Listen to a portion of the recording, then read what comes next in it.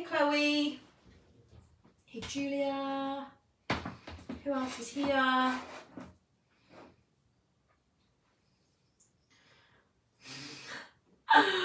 I am eating some grapes.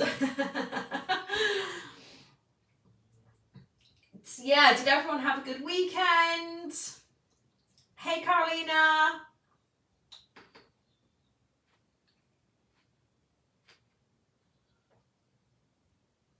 So nice to see you all here. I hope you are good. I hope you had a good weekend. I hope you're feeling motivated. So for our new people, we have at least two Q&A support sessions every month.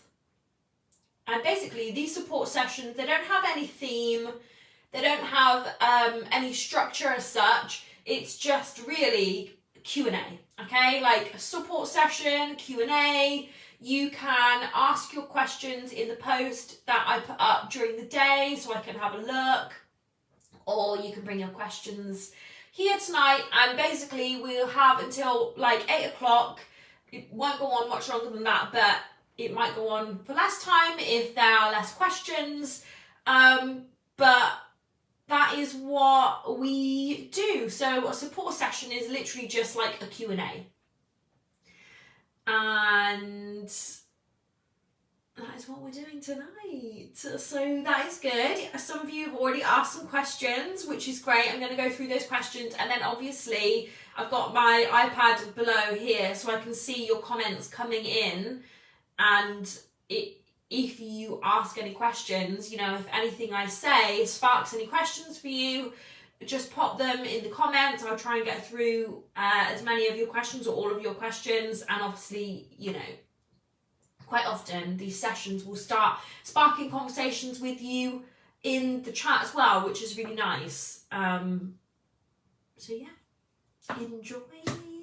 enjoy, and like I said, any questions that you have, just fire them at me. Francis, I probably need to watch this on catch up. That's fine. So with catch up, you will obviously get catch up in the Facebook group, or give me like 72 hours and I will upload to your Members Club Vault.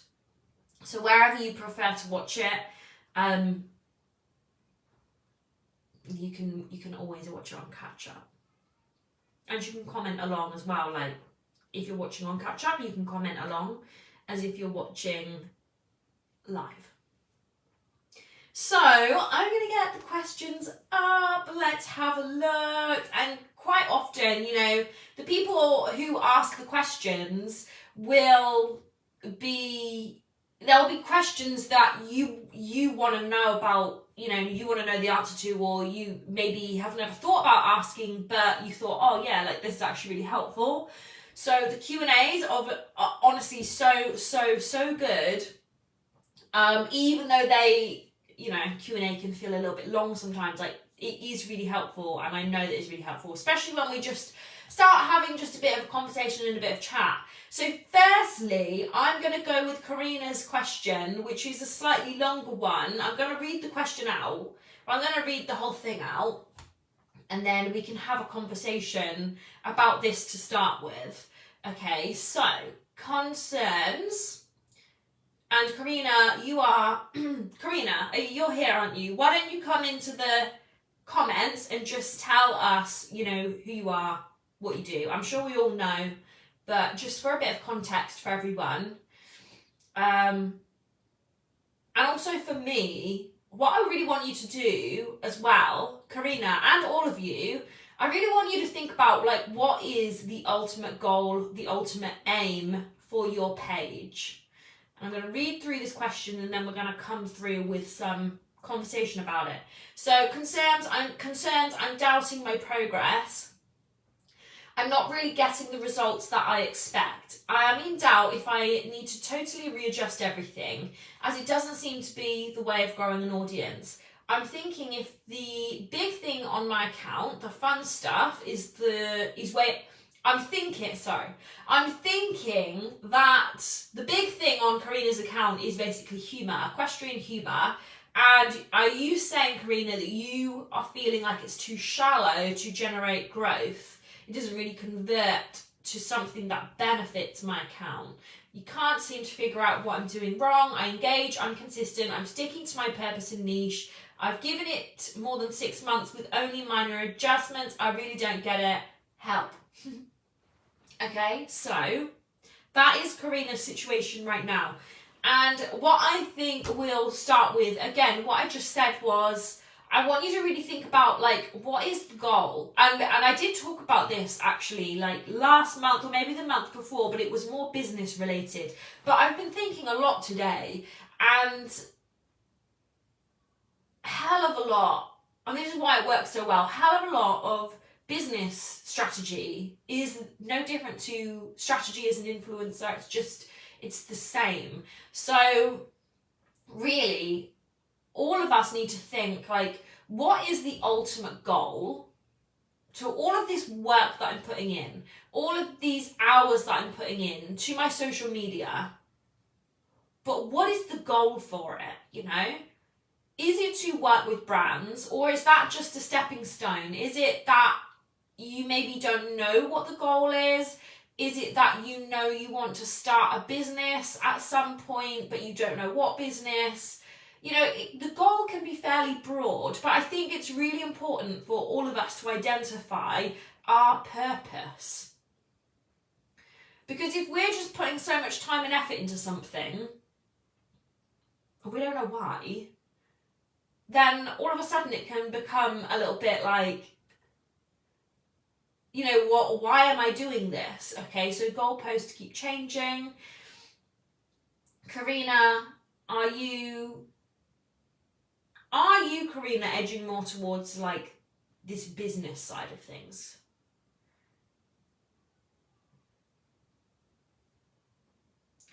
Goalposts keep changing is also fine, because the thing is, and something that I want you all to remember, what you think you're going to do will not be what you end up doing.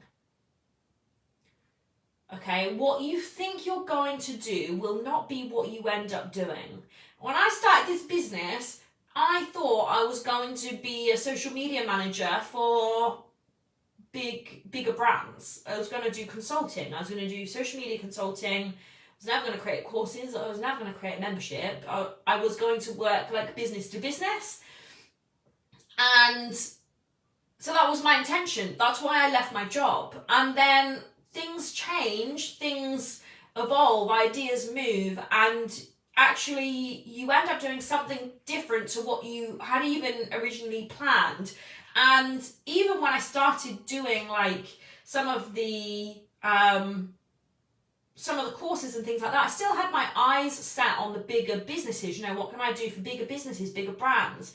And now, like, I actually don't want to work with any bigger brands at all. And if you'd asked me 2 years ago, I would have absolutely, like, thought, what? Like, well, what else am I going to do? And it's a bit like Karzan. I don't think Karzan's here tonight. You know, Karzan started his journey thinking, like, I'm going to work with brands. I want to work with brands. And then eventually he was like, well, I don't want to work with brands, actually. I want to start a business. So you might not know where you want to go. But I think it's important to know, like, what's the goal now? What's the purpose now? Because otherwise, you could get yourself a bit stuck and lost. Let's read through some of these. Working with brands is a stepping stone. Perfect. Okay, well, that's really good to know. Winnie Wilkins, agree with this. Am I aiming too high, or is it possible to do both business and influencer? I found that people react quite well to seeing clothes on and my opinion to them. Yeah, Carolina, so for you, I think you can absolutely become a personal brand representation for your business. Okay, so, you know, I am a hybrid business influencer. I don't work with brands. I'm not an influencer that works with brands, but I've put myself so out there. I've kind of become like the face of, well, I am the face of my business, and people buy into me not so much like my actual business. So 100%, and it can work with clothes as well. Just look at Black Heart Equestrian. You know, Black Heart were really a very small brand before Erin grew, you know, and now people are buying Black Heart Equestrian because they know Erin. They're not buying Black Heart Equestrian because their clothes are any different to anyone else's, because they're not. They're no different whatsoever. And that's the same with, you know, gym clothes. That's the same with like any clothes, isn't it? Really, any brands. Really, you're buying into something bigger and deeper, and if that's the person, then it's the person. Perfect. Karina might be, I'm just not completely sure of my future projects and how to get there, but the idea is there. That's fine. Okay, I'll come back to that, Karina. Same, yeah. Hey, Rebecca. Perfect. Okay, so Karina, really, and all of you, I want you to also think like you're going to do something with this page. Now, for a lot of businesses, the first and most important thing you can do is build an audience. Because honestly, like, and a lot of the businesses here will understand this, people who are just started out as a business. Hey Paige, that's all right. A lot of the businesses here will understand this. When you start as a business straight away, it's very hard to grow. Like, it's really hard to grow because you're a business and you're trying to sell. Whereas actually, if you can, and you can start as a personal brand first, or an influencer or a creator, you have such a step in front of anyone else. You know, Tarzan, for example, he will be able to grow his business probably a hell of a lot faster than if he'd have started as a coach a year ago. Okay, so it's like Tarzan started as a creator a year ago. He grew his audience, he grew trust, and then he could start a business, and he kind of had a bit of a shortcut in a way, because just from a trust perspective. So the most important thing for anyone and everyone here is that you are building this audience first. And I know, Karina, that your problem here is that you're doubting your progress and you're not getting the results you expect. Now, I know this doesn't help, and I know this won't help you, Karina, so much right now, but it might put your mind at rest. But right now, and anyone come into the comments who agrees, right now, tell me how your Instagram really is doing. Like, yeah, I know a lot of you have got the great reach and you're sending the screenshots to me, which is amazing. But in general, when I asked this question last week, most people were saying how struggling they were, you know, and for me, like, I'll always be honest with you guys, I was hitting really not many people on my stories for a couple of months. Like, we're talking, I don't know what the percentage is, but you think I have over 10,000 followers, as sometimes I was getting like 200 views on my story. It doesn't matter what I was posting, it wasn't going up. But the thing is, the right people were seeing it, so it didn't matter. But it is very quiet, and I know this has been going on, it feels like it's been going on a long time for you, Karina, but it will come in peaks and troughs. So it's like, my cycle of growth, you know, look, mine's been going nearly 2 years, I'm only on 10k, and that feels like a lot, but really, the amount of content I've posted, it's like, it's hard out there, because everyone and their dog is really ramping up on social media, and there's a lot of competition out there. So I think, really go back to the drawing board, because I see that you're saying, Karina, that you're thinking that you're doing the fun stuff and the funny stuff, but is it too shallow to generate growth? It doesn't convert to something that benefits your account. So it's like, how do you want to grow then? How do you want to be perceived, and what content is gonna work for you from like a heart perspective, you know? Because if you're not aligned with what you're doing right now, you will find it so demotivating, because it's not aligning. You know, it's like that thing with a round peg and a square hole. What's that on the holiday? Has anyone seen that film? Best film. But that's the thing, isn't it? Like, if you are always showing up and perhaps maybe you don't like doing the funny stuff anymore, then it's not going to align and you're not going to be putting your heart into it. Maybe you do enjoy doing the funny stuff, but you are feeling like you're not seeing the results, so you're thinking, should I change? Now, my favourite activity to give people is when you see someone who has 500,000 followers, when you see someone who has 20,000 followers, when you see someone that has 50,000 followers, you know, someone who is an idol for you, someone that you look up to, I want you to go and have a look on their Instagram profile and see how many posts they've done. Okay, because there was someone I found at the weekend actually, and she's an influencer, just not in the equestrian industry, in the fashion industry, and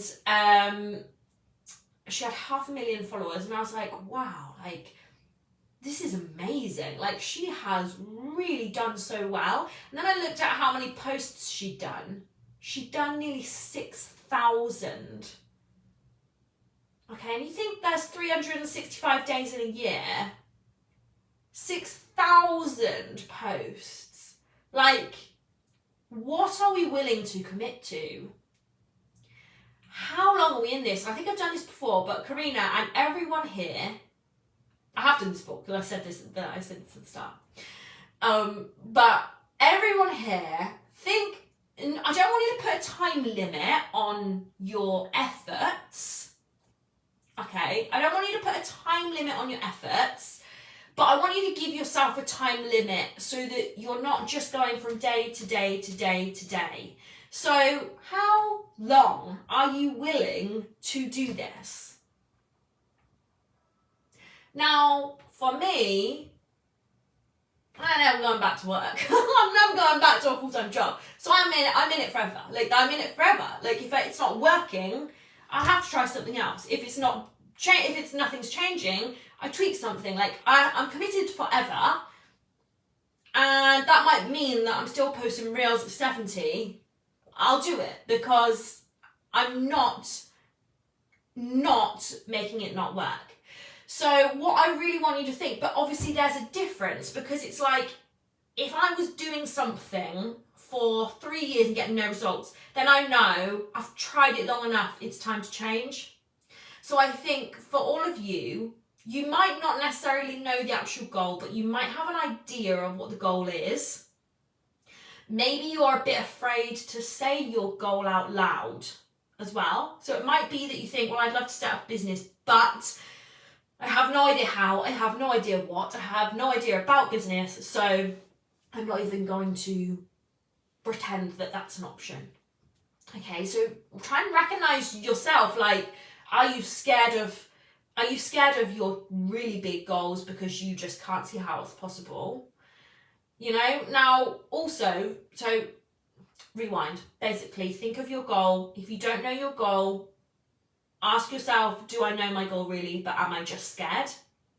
And if you really don't know your goal, think about what is like the stepping stone. So if it's to work with brands, great.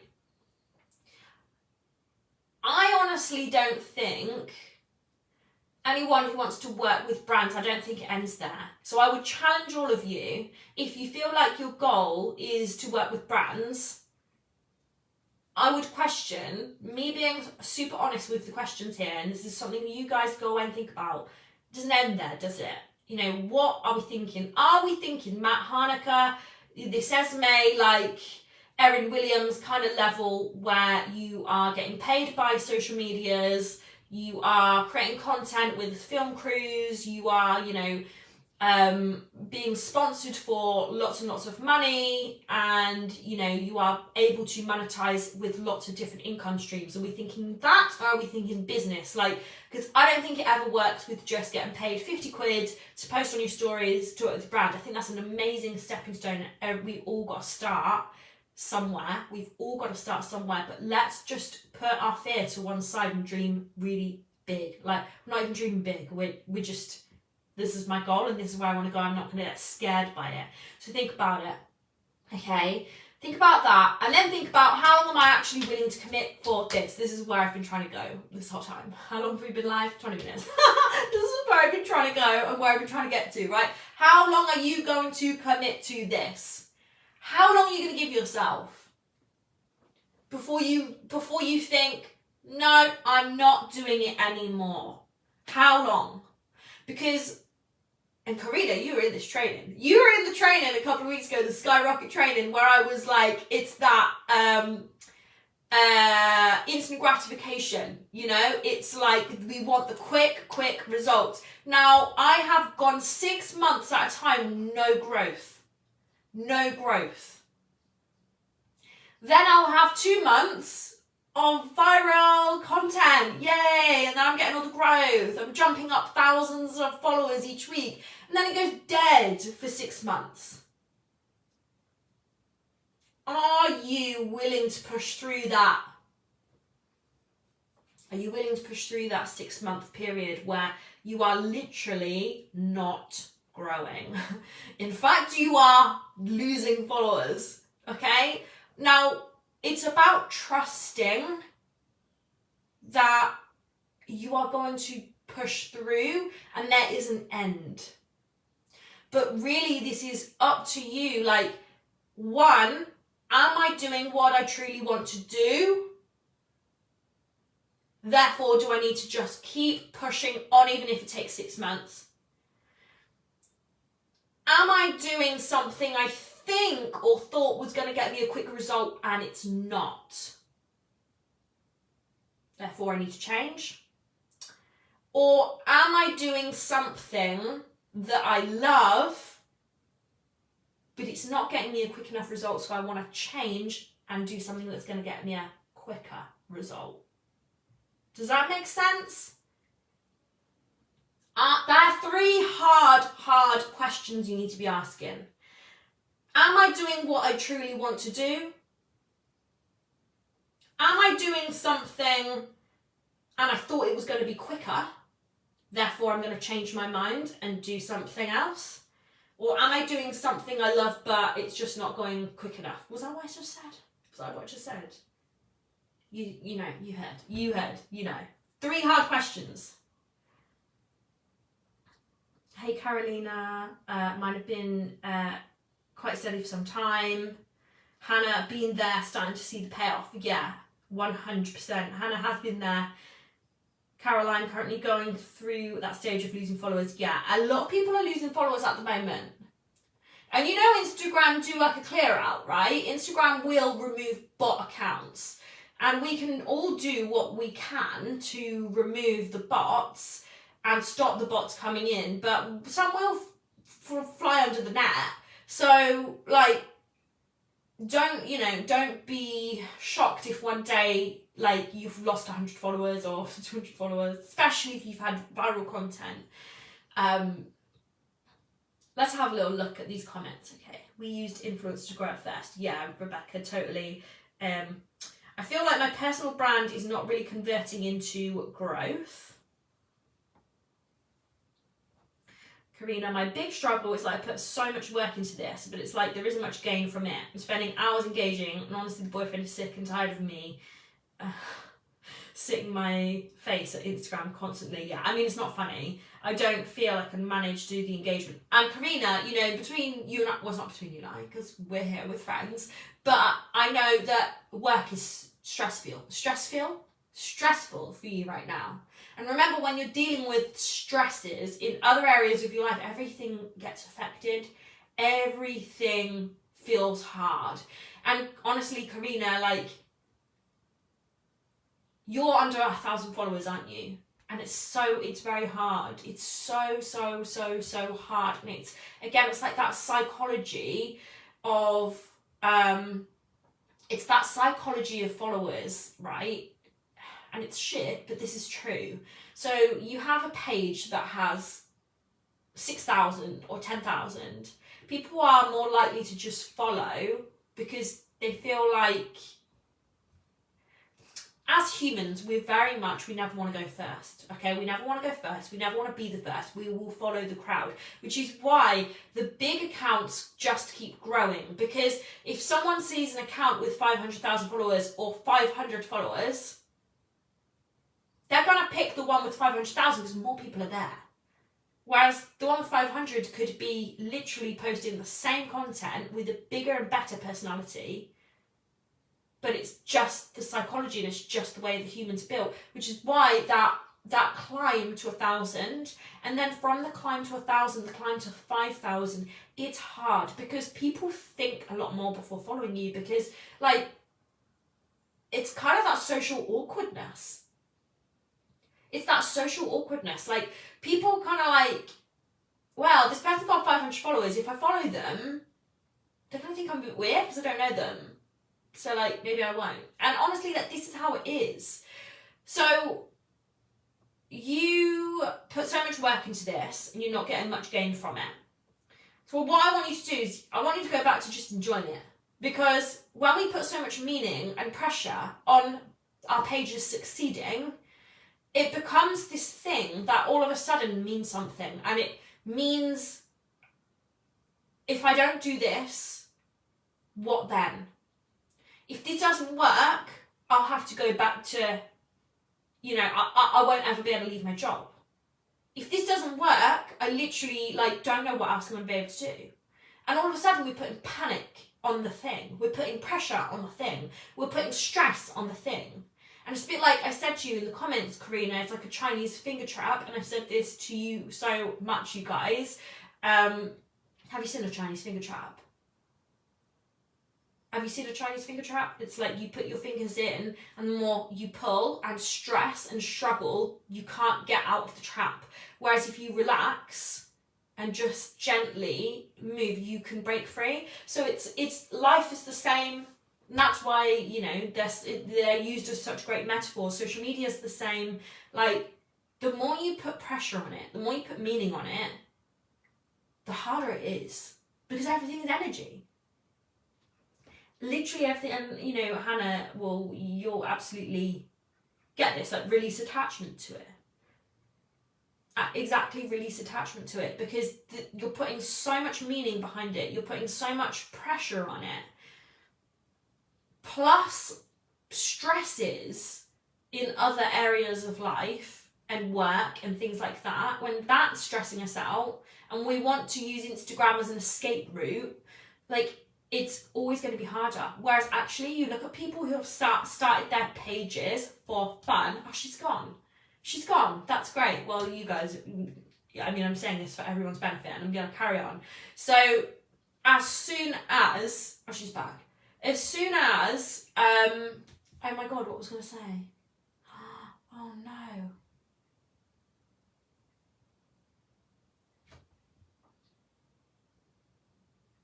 It's gone, it'll come back. It'll come back. Let me scroll through. Sometimes if I scroll through the comments, it'll rejig my memory. Please attachment to it. Oh my God. Hedgehogs drive my dog crazy as well. I will go through the rest of these comments because I know there's a lot of you who've been talking and I'm so desperate for 1K, but I know as soon as I'll get there, I'll just be desperate for 2K. Yeah, and remember, this is what we said in the Skyrocket training as well. Those of you who weren't there, you know, we're never happy. So it's all about being happy now. Oh, was this what I was going to say? Hang on, was this what I was going to say? If I've repeated this, I'm sorry. But the pages that do the best are really the pages that have no expectations of themselves and they just do it for like fun and they quite enjoy it. And because they enjoy it, they become more consistent with it because they're actually doing it from a place of enjoyment. Whereas when you're doing it from a place of stress and struggle, people react to that. You know, people can see it. So Karina, it might be that you take a step back and just think like, okay, if anyone who's in the same boat as Karina, take a step back and just think, right, have I been posting content that I think is going to go viral and grow my page? Or have I been posting content that's actually really true to me? And it's really true to who I want to be. It's really true to the causes I want to talk about. It's really true to the topics I want to talk about. And then really think of it from that perspective. Let me scroll through.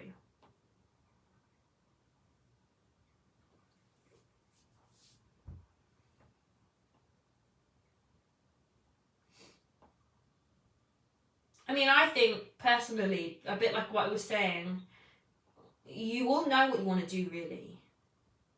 Karina, I know what you want to do because you told me. And the only thing that's going to stop you is the feeling that you can't do it, and that you're putting like this struggle of growth that you have now onto the fact that, okay, well, does that mean that this will be a struggle? And does that mean that I can't do it? And it's the same for everything, and it doesn't mean anything.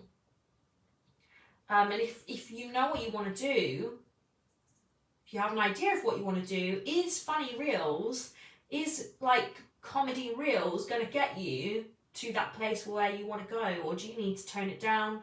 Do you need to change the message, change the topic? Feels really quiet at the moment. Reach is all over the place. Yeah. Pour without needing to collaborate. Post reels are tough. Don't have enough content to post once a day. Yeah, super hard. 2 weeks ago, I was consistently getting my highest viewed reels ever. Now I'm consistently getting some of my lowest viewed reels. I'm not laughing at you, Chloe, but it's just like so relatable. So relatable. I had a week-long Instagram pause because I felt like it was getting too much, thinking I always had to put something out there. Absolutely, yeah. Julie, I feel like Instagram is really not my friend right now. I know I'm straddling two worlds. I've really tried to niche down in the equestrian side. I've even had one of my posts copied by someone I know. Doesn't seem to be working, honestly. Yeah, I mean, look, people will copy you because they think you're doing super well. Well, you are doing well, Julie. You are doing well, but that's why copying is so dangerous. That's why copying is so dangerous. Like, I have people that are like constantly signing up to my free stuff. I know that they're doing the same thing as me, like, but they're never going to buy. And I know that, well, there's only one reason someone's signing up to the free stuff, right? To take from it. But equally, like, I'm always testing. Like, I don't know what's working. I'm putting out some stuff just to see if it works. But this is why it's so, like, if someone's copying you, don't worry, because, like, they could be copying something that doesn't work for you. So it's probably not going to work for them. And that's why copying is just, it's so silly. Because, like, no one knows who's really, like, what's really working, really. Obviously, apart from, like, reels and stuff, because then you can see.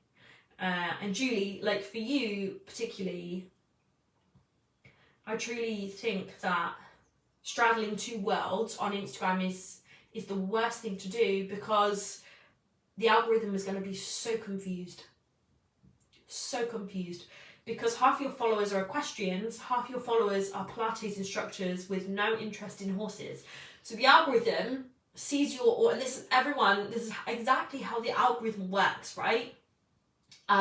You have your list of followers, okay?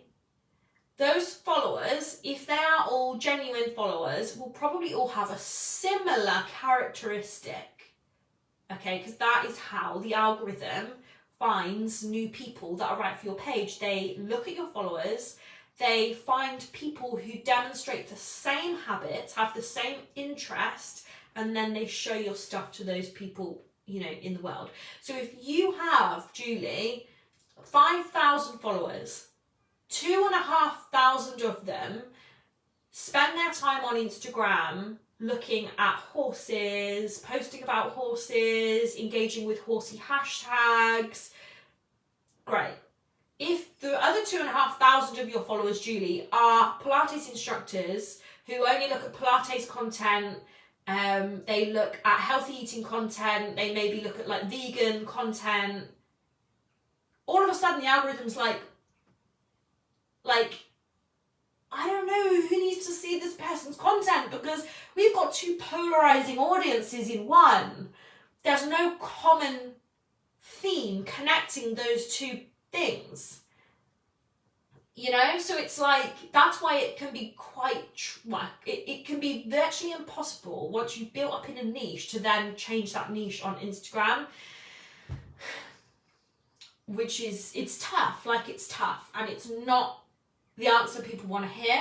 But if you think the algorithm is literally a system, it's just a robot, and all it has are habits and scrolling habits and viewing habits of followers that already follow you to understand who your content needs to get in front of.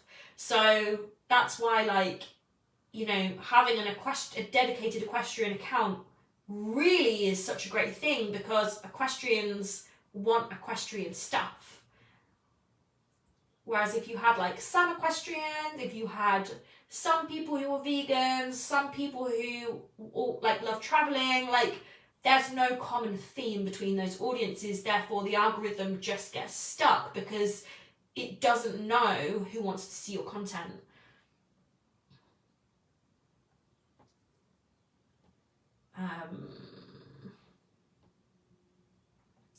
Winnie, I'm scared of everything. Also, I have no services or anything I can confidently provide, although I'm slowly creeping out of my comfort zone. And yeah, listen, everyone has something they can offer to anyone. Everyone does.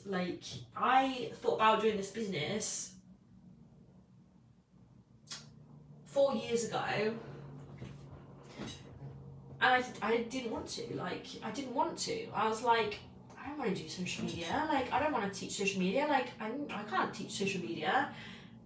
And it was just a confidence thing. I was doing it for my job. There are things that you can give in your job that you've had, in jobs, in life experience, in knowledge that you can sell. I mean, this is a totally other conversation. But honestly, memberships are such a big thing right now. Memberships, because you can make memberships about anything. There are memberships about going to the theatre, paid memberships. There are memberships about Disney, paid memberships. There are memberships about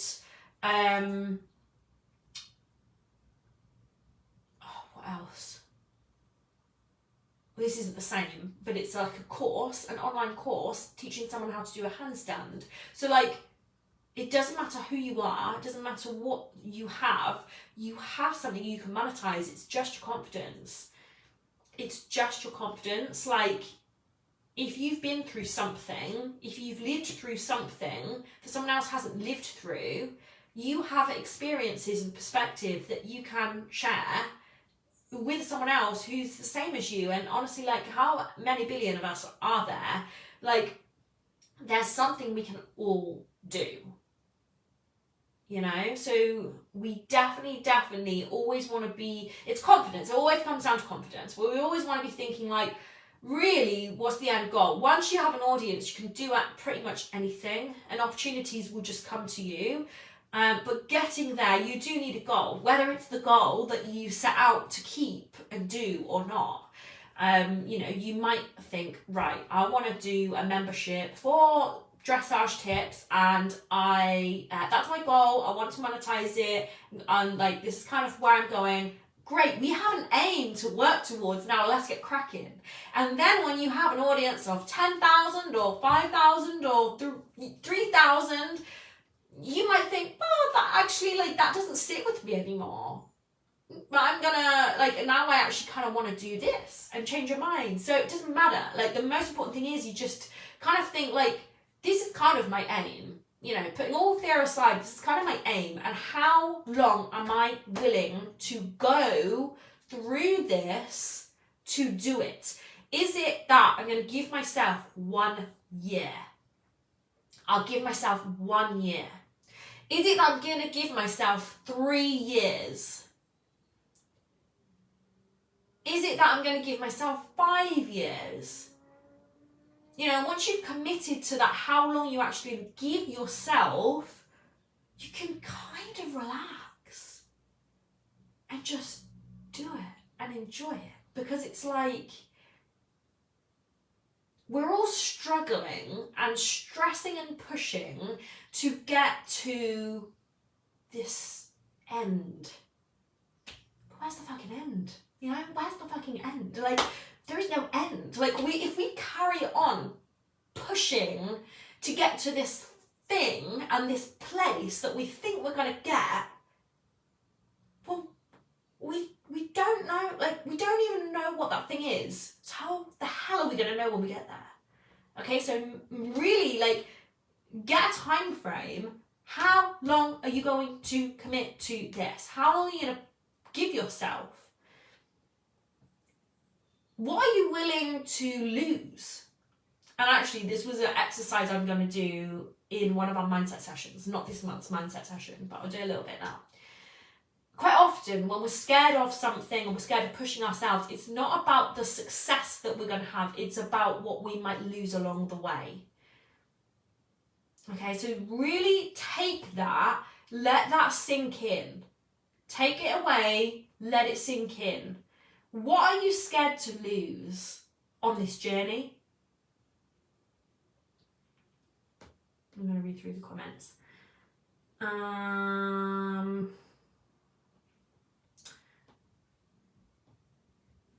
I remember when you said if they unfollow, they aren't your ideal client. Yeah, exactly. Yeah, definitely. How do we find accounts here? How about we find accounts here that make sense to our own and we can share each other's pages? You could collaborate. Yeah. So like Hannah and Pascal, two people in the members club, Hannah's here, who have very similar beliefs, views, perspective, audiences, and they went live together. I think Julie and Pascal were also going to go live together as well. Like, this is like the best place for you guys to meet each other and collaborate. Like, collaborating is one of the biggest and best ways that you can grow on social media, because if you can collaborate with someone, if you can go live with someone, if you can do one of those like collaboration posts that goes in your feed and their feed, like, you're just tapping into each other's audiences. And if you've got the same ideal follower, like, it's absolutely perfect for you to do this. So 100%, like, if you want to collab, like, definitely collab. And if you're really genuinely serious, like, and you have maybe an idea of the type of person you're thinking, or the type of account that you're thinking, or the type of follower base you're thinking, like, put a post in the group and just say, look, I'm X, Y, and Z, this is my name, this is my page, these are my followers. I really want to collab with someone, like do a series of lives, or I want to do a trend or something like that. Would anyone be interested in doing that with me? And you're even going to get ignored, or you're going to get someone say yeah. So, like, you've got nothing to lose. Yeah, I'm so desperate for 1K. I know as soon as I get there, I'll just be desperate for 2K. 100% you will. 100% you will. And I think, like, it's hard when you're a creator. I think when you're a business, it's slightly different because you've got money coming in. If you know you've got money coming in, you don't care so much about the followers as much. You just don't. Whereas if you're a creator, you kind of like everything's riding on those followers in a way, because you want those followers to increase your engagement. You want those followers so that you can approach brands. And I understand how hard it is, and I understand how hard it is to grow. Like, I understand. I've been there. I have been there, and I'm still there. Like, it's so hard. Especially now, it's only getting harder, which is why, like, if you're seriously in this and you've got your 3-year, you know, within this call, you thought, right, I've got 3 years, I'm going to commit, or I've got 1 year, I'm going to commit. Just commit and do it, because in 1 year's time, it will be harder than it is now. In 2 years' time, it will be harder than it is now. In 3 years' time, it'll be harder than it is now. So, like, there's no better time than now to just do it and just go. Like, do it. Do you think using your most active times to post are relevant? I always post at 6 p.m. when most of my followers are online. Yeah, so I think finding when your best time to post is such an art. Like, there is definitely no right or wrong. other than testing for you, okay? So there's a couple of ways you can do it. You can test for you. Now, I know that I tend to get best results in the evening, and I don't get the best results on a lunchtime, let's say. But equally, sometimes I'll reach different people on a lunchtime because, you know, like people who are online in the evening sometimes aren't online at lunchtime, so it depends who I want to reach. One. Some arguments say that posting in the morning is best because then you kind of have all day for people to see your content. You want to be testing this though. Like, you really want to be testing it, and over time you will get to know, okay, this kind of worked and this kind of didn't. Now, why I say it's an art as well, just to make things more confusing, is you also want to find a balance between, like, when is most people online, but when are the least people posting content? Because think about it, if most people are online at 6 p.m, they're also probably posting their content, meaning you have more competition. So it's like, when's the least competition, but also when are people online? Now, because of all this, I do say to people, like, don't overthink it, because really, if your post is really good, like, it will perform on its own, regardless of the time. So just really think carefully, like, how much time do I want to dedicate and really trying to figure out when is, like, the sweet spot? Or do I just want to trust my intuition, guidance, post when most people are awake and online, and just kind of leave it at that? Okay, so there's no straight answer. So Julie said, I have an app that gives 3 different times to post. That's interesting. I usually try and post around 6:30 p.m. Like earlier, some people say it's amazing first thing in the morning, but yeah, at a lunchtime, it's not great for me. Do I still post at lunchtime? Yeah, I do. So to test it. When you're doing it for fun, you're in the flow. Absolutely, yes, yeah. So when things don't feel fun anymore, you've got to strip it back. You've got to stop. You've got to think, what do I enjoy? Like, what do I actually enjoy doing?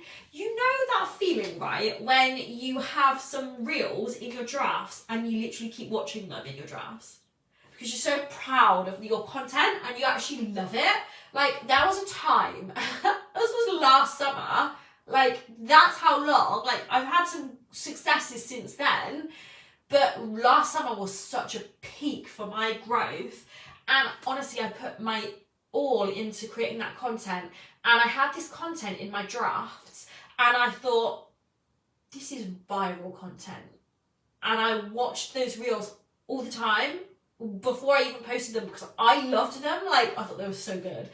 They were so good. I do not put that much effort into them anymore. But I knew my gut and my heart was like, this is it. Like, this is going to get you growth.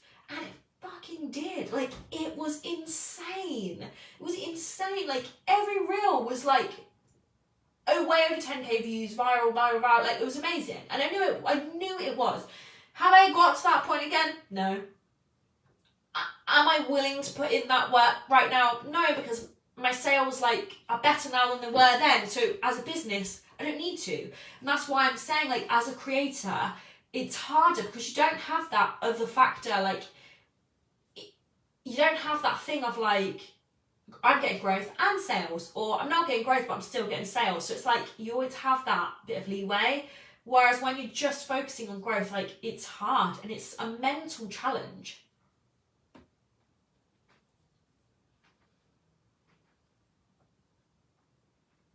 Okay, Paige, yeah. Paige, your question. I didn't forget about your question. It's on my screen. But Paige,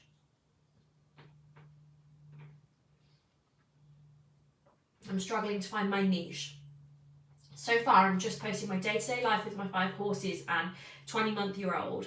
And it's hard to get ridden pictures because half the time I've got Zara in tow, so I don't always ride. I'm trying to get back out on the competition circuit. Just sometimes I feel like I've got nothing exciting to post and I don't know what to do. I feel like I'm always posting the same thing. Honestly, you don't need to get rid of pictures. I'm just going to say that. People don't connect with your horse unless you have like a really like a horse with a huge, I know we all think our horses have huge personalities, but you know, like the account Mother of Unicorns. Have you seen Mother of Unicorns?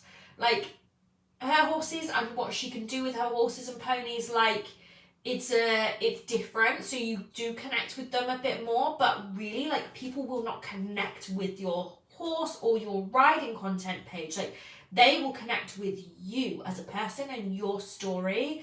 So definitely, I think what I said to you here, and I'll just elaborate on that, is that it's important to remember that you might feel like you've got nothing to post, but your perspective, experiences, and advice will always be helpful to someone else.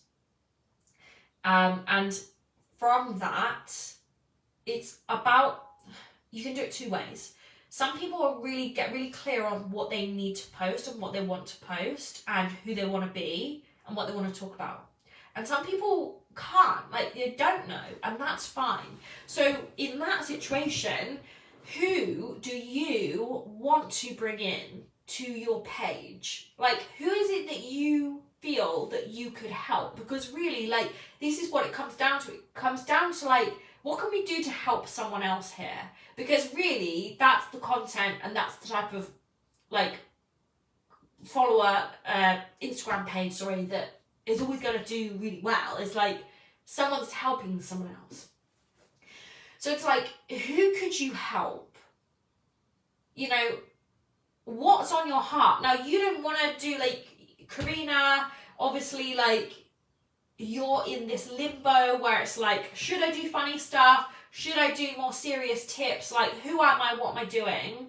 So, like, Paige, you also don't want to be like, well, do I want to share my journey? Do I want to share what it's like to have a 20-month-year-old who has an interest in horses? Like, you don't want to get trapped in producing content that you don't actually like.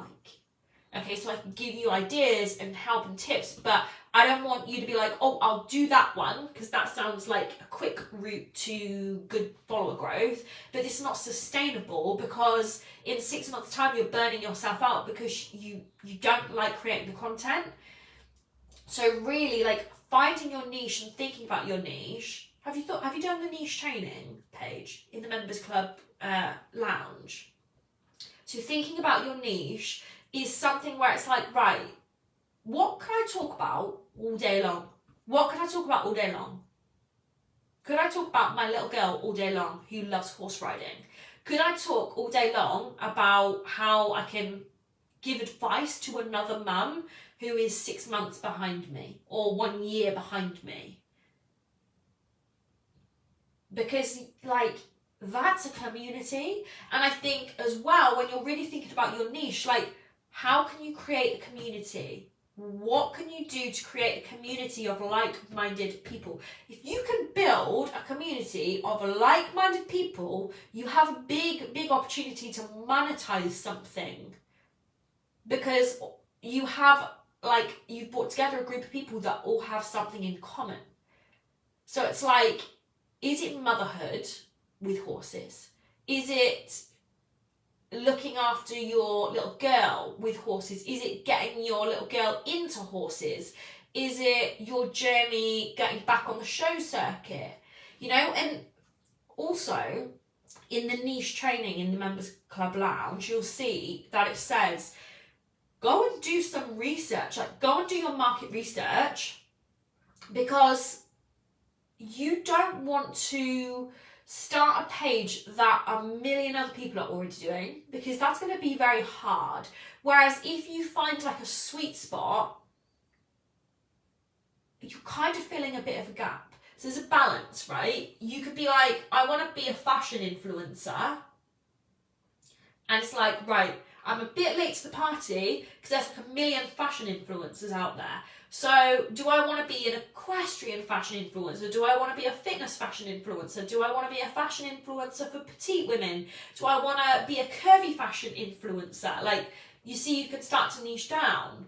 But it's like, what actually do you want to do? And then once you think like, okay, I kind of feel like being a curvy fashion influencer, I'm not saying this is going to be you, Paige, I'm just using it as an example, but a curvy fashion influencer could be an interesting thing for me. Like, I might not get bored of that. So I'm going to go out onto Instagram and have a look at other curvy fashion influencers and see what they're posting, how they're doing, how many followers they have. Because then you're going to understand, is there a need for this? Is this oversaturated market, or is there room for me?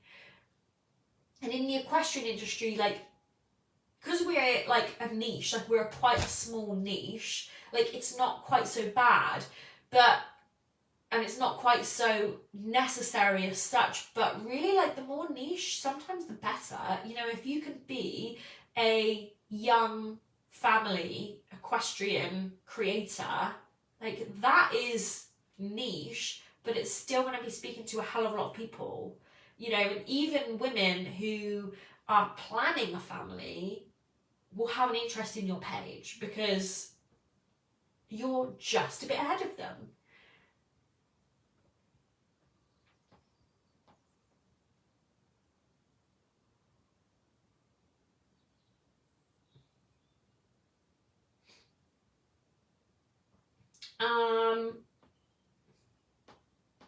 Let me scroll down. I'm going through it currently. Okay, cool. And that's the thing, like your niche will be a work in progress, and you might want to change it up, but it definitely has got to be sustainable. And creating content has got to be sustainable. Like, and this was the problem for me, you know, when I said last summer and I created those reels and I was like, these are going to go viral, these are shit hot, and they did. That wasn't sustainable. And that was the catch. Like, that was the catch for me. Like, I'd been able to go and create this kind of content at the yard where my horse is, but I knew, like, I didn't want to go and do it, like, when the yard was really busy, obviously. But equally, I knew that there wasn't going to be a time after that where I was going to be able to access, like, the school when no one was there. Like, I knew that it wasn't sustainable. So I was kind of like, shot myself in the foot, really. I'd created this really good content, but I knew I wouldn't be able to create it again. So it's like, everything you do, it has to be sustainable, because otherwise you're just kind of, like, ruining your chances before you've even got going.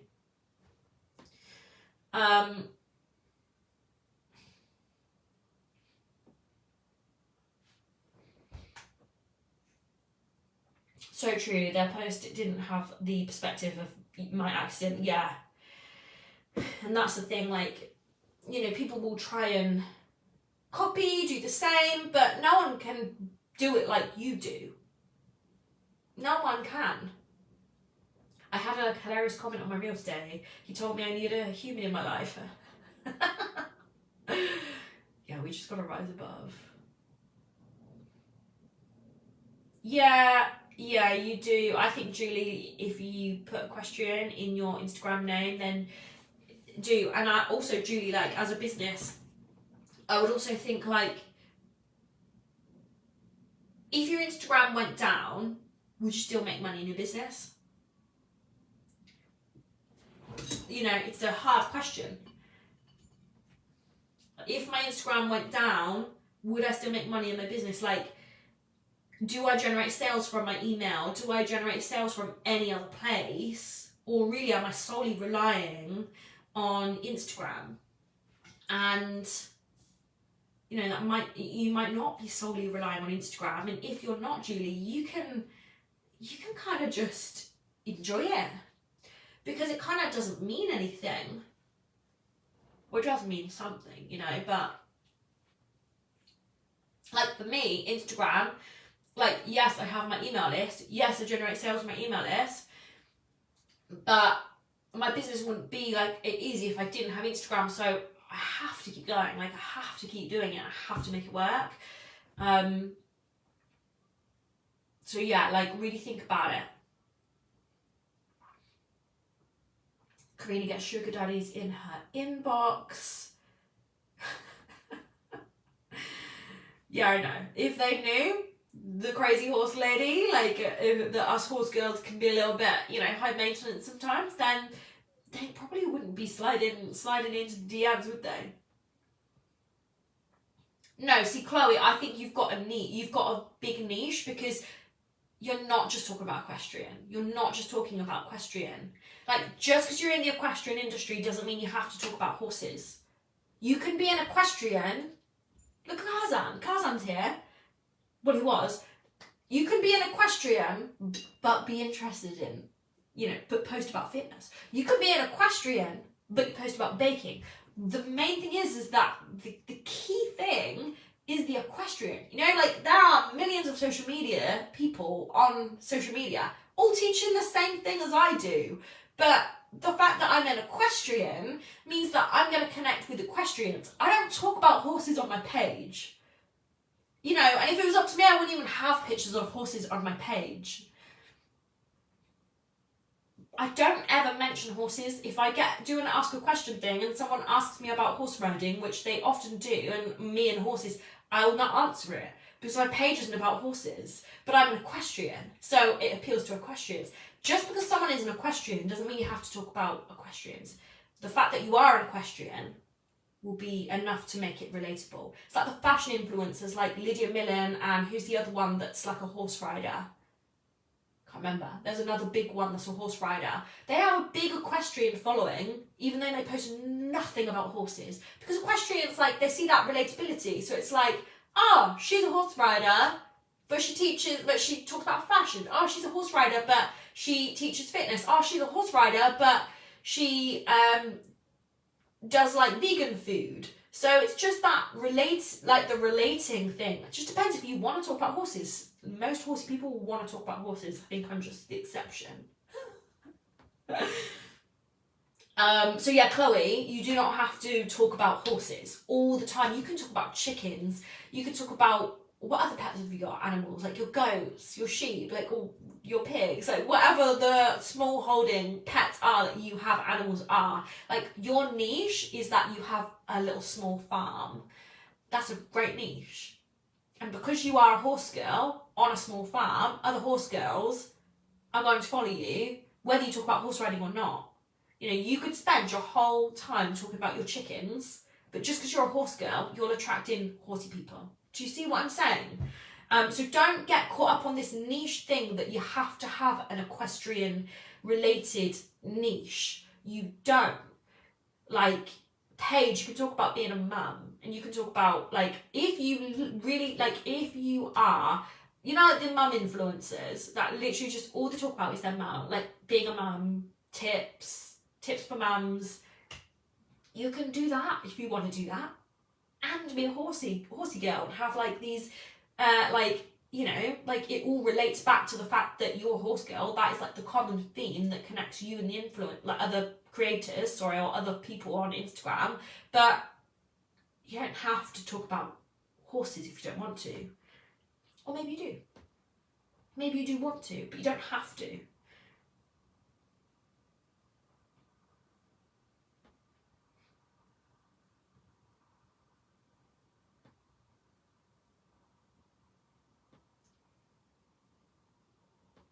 Anxiety makes social media so difficult.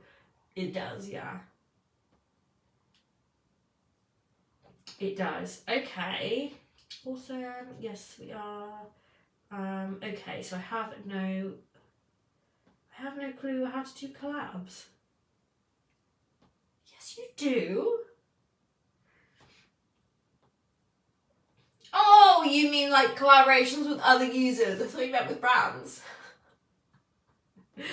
Collaborations with other users. Yeah, Winnie, look, if you're too awkward to do like another collaboration with someone, like, that's fine. Because the fact is your confidence will grow, and you might not feel it or see it right now, but in 3 months' time, 6 months' time, you might want to.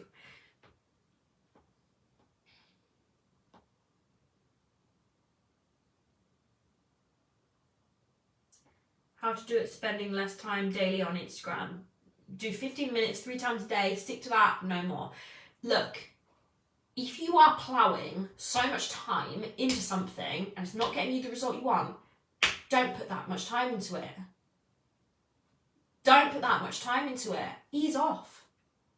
Give it the time it deserves. Like, if it's not giving you the result you want, say, okay, like, you're not giving me the result I want, so I'm not going to give you the time. It's like a relationship.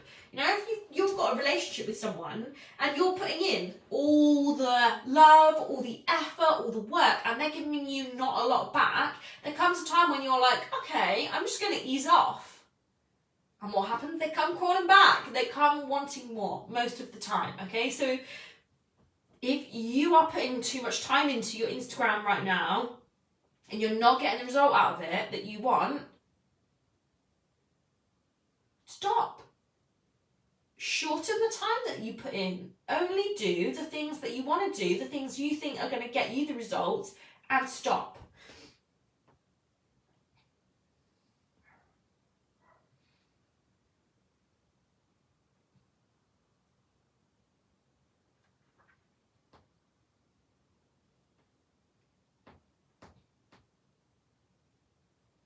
Bye, Carolina. Thanks for joining. Yeah, we are a little bit over. We're quite a lot over. I will just yeah, it is. Karzan is right. Like, making content is easier in the summer. Weather, daylight, everything. Like, we're coming into a tough time. But more people are going to be indoors now. Yeah, a lot of brands will still push to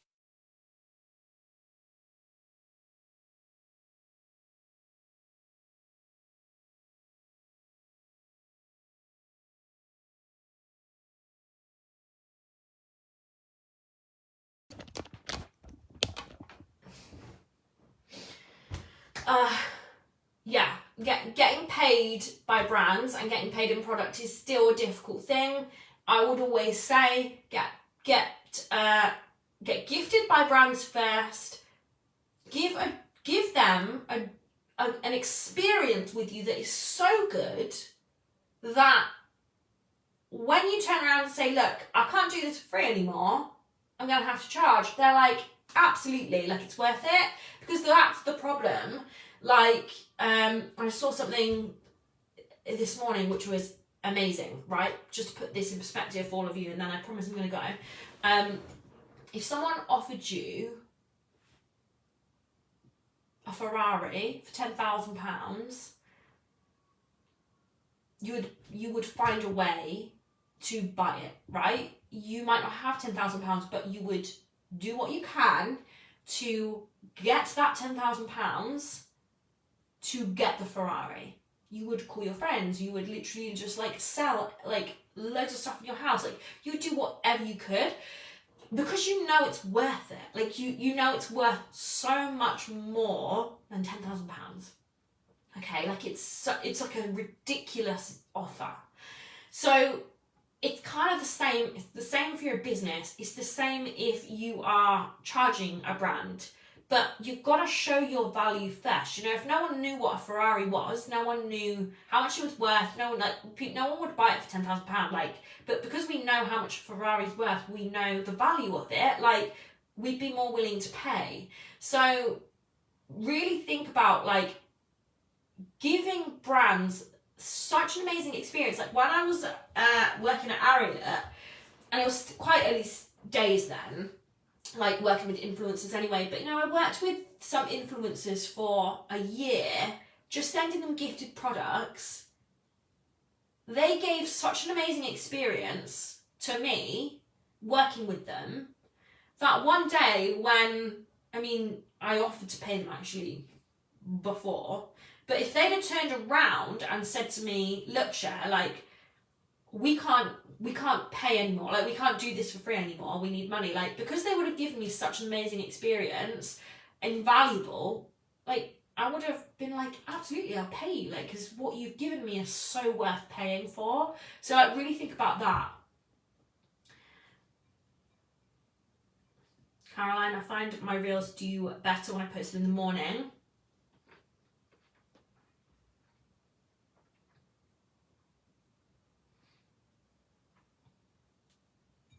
don't know about Canva.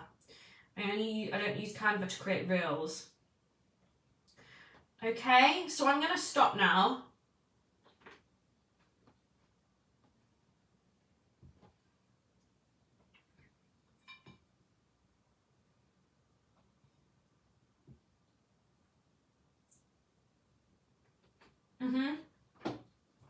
Okay, I think I've answered all the questions. Thanks guys for sticking with this. Sorry it went on for, normally like it's an hour. But you know, we have a lot to talk about, I have a lot to say, and we move. So thank you for joining. I'm going to love you and leave you. Remember, post all your questions into the Facebook group. I'm always there. I'm always checking in multiple times a day. Well done for showing up tonight. Well done for all the work that you're putting in every single day.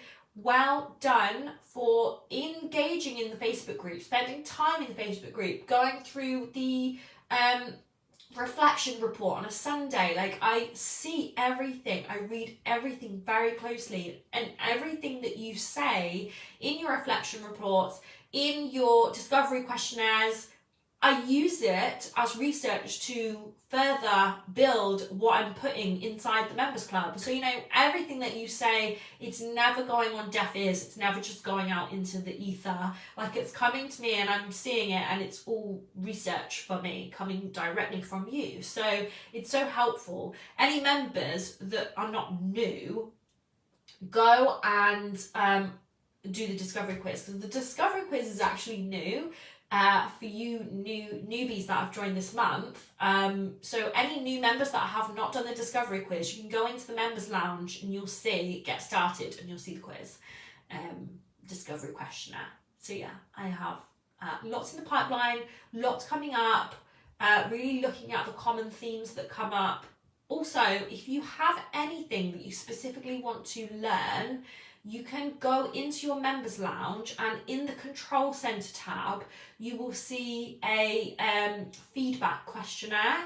The feedback isn't necessarily like for bad feedback. It can be for good feedback. No one's ever given me bad feedback, don't get me wrong. But like, sometimes feedback can be like, oh, like I won't do that. But the feedback is for you to communicate to me, like, oh, I'd really like to learn this, or I'd really like you to make a class on this, or like, I've just done this class and actually now I have questions about this. And obviously you'll always get at least one class every month, at least, and every single piece of feedback is listened to. That's why we are like we are in the members club now, because people gave feedback. So do give feedback if you ever have any ideas, because I'm always here listening. I don't think you have done it, Karina. I don't think you have done it. Go and have a look. When you start working through it, you'll know if you've done it or not. So yeah, thanks guys. It was so nice to see you all. Have a lovely evening, and I will see you in the Facebook group.